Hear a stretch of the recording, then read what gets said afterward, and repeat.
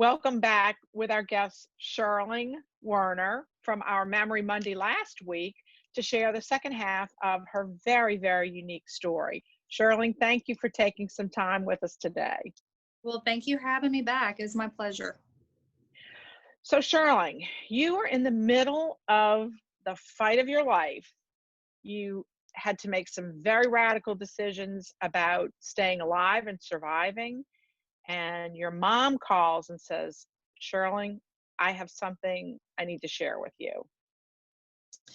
Yeah, so um my diagnosis of breast cancer was on October 1st. So my mom gives me a call on January 2nd and tells me that 2 or 3 days prior she had a biopsy and she too now is going to be starting treatment for breast cancer along with myself.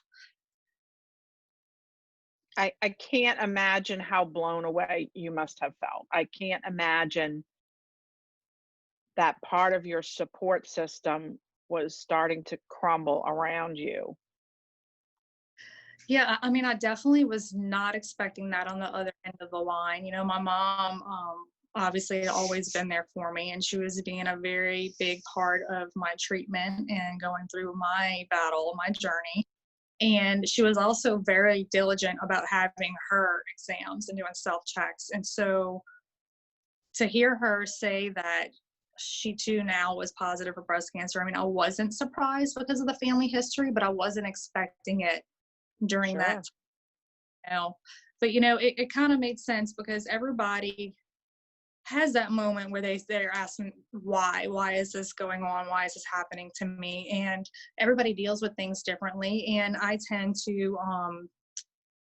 put my emotions aside and make everything into a job. This is what I need to do next. And my mom tends to be a little more emotional about things, and maybe she just needed to see somebody close to her go through it and see that she's going to be okay and it's not going to be the end of the world. And so at that point, I definitely was shocked to find out she too was positive, but it all kind of made sense of why my journey even began at that point.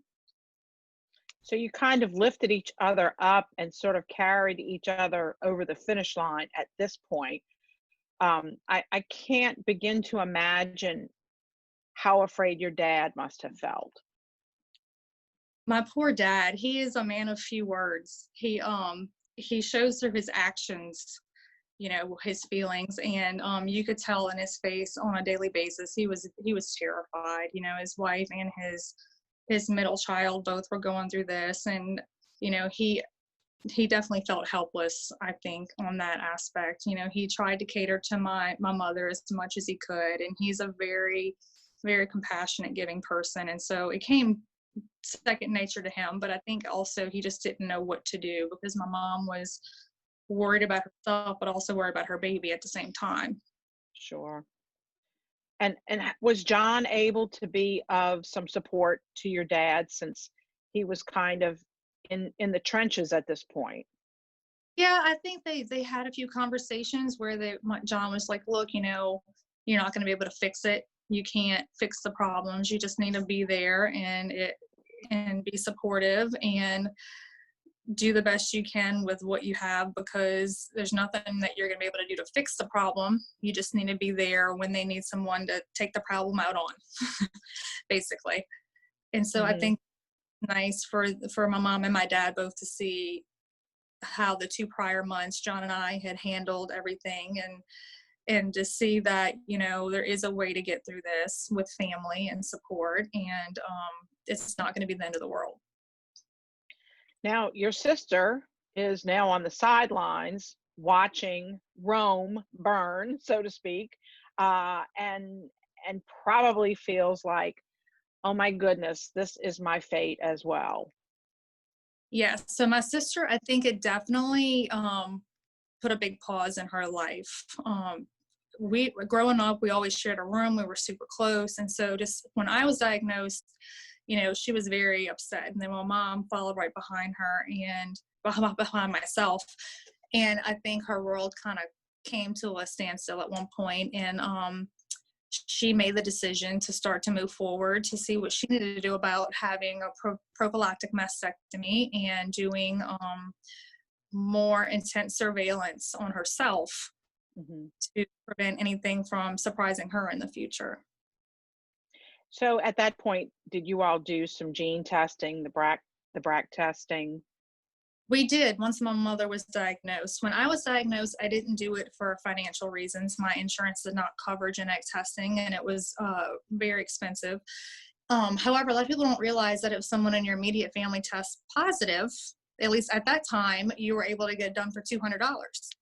So my mother, when she was diagnosed, they were like, this isn't just a coincidence to family history. Your 25-year-old daughter, she went ahead and got tested. And when she came back positive, my sister and I both also were tested and both ended up BRCA1 positive. And so, that definitely helped in my sister's decision of having a prophylactic mastectomy. And every 6 months, she gets surveillance as well, just to, try to catch things before they get rolling, I guess. And really, that gene testing in your case pretty much confirmed what you already knew from your family history. It just solidified what you had to do, and to have knowledge for your children. Well, for your sister who already had children, and then subsequently for children you were hoping to plan in the future. Correct, correct. So fast forward, you had a beautiful wedding ceremony, and there wasn't a dry eye in the house with the procession of happy, healthy people walking down the aisle. And some of our listeners may not be aware that it's possible to bank fertility and protect your future family plans, but you didn't have time for that. You were in a rush to save your life, and so you were hoping to start a family after your wedding, and God sent you some very unexpected special blessings not long after you and John were married.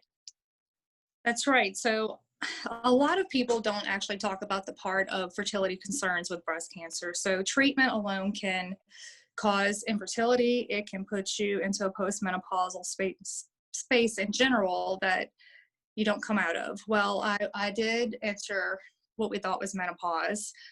And I would say 5 months after my last radiation treatment, I started having some odd symptoms, decided to take the pregnancy, and lo and behold, I was pregnant. and, and found out when I was only about 6 weeks along that it was for twins. So I was very pregnant, even though it was only 6 weeks. And so, God works in mysterious ways. I definitely got a blessing, a double dose of blessings all at once. Well, Right. we will have to ask you to share some pictures of the girls that we can use to post during our YouTube broadcast of this, because they are absolutely adorable. And I know you say they keep you on your toes every day. They are a mess. They're going to be 8 years old in July, and I can't believe I'm saying that. But I feel like it's going on 13 or 15. They are a mess, but adorable and cute as can be. Well, we're going to circle back a second to your wedding ceremony and talk a little bit about the exchange of your wedding bands on the big day in front of God and friends and family. And when John asked his father to hand him the ring to put on your finger, what did John's father hand to him? It was that shiny purple plastic ring from our original wedding date. It was comic relief that was needed in that moment. That whole room was a hot mess of tears, and the outburst of laughter for that purple ring, it was much needed. And the applause. It was so wonderful, and a fabulous party was had after that, and you're kind of living the happily ever after fairy tale now, and I Yeah. couldn't be happier for you. I couldn't love you more than I do. My heart just explodes with joy for you and John and the girls, and here's to many, many years of a healthy life. And how many years cancer-free are you now? I am 9 years. Wow. We already have a trip booked next year for my 10-year. We're going back to Jamaica. We went for a honeymoon. Well, So that's going to be perfect. And let us know if we can help you with the girls. And we love you guys and are so happy for your happy ending and your happy life. absolutely. Love Love you you, too, man. honey. Thank you. And we'll see you real soon after this COVID Oh, junk is over. absolutely. We'll put you on the calendar at some point as soon as this is over with. That would be so nice. Well, mwah, I love you and I'll see you soon. All right. Love you. Take care. Bye bye.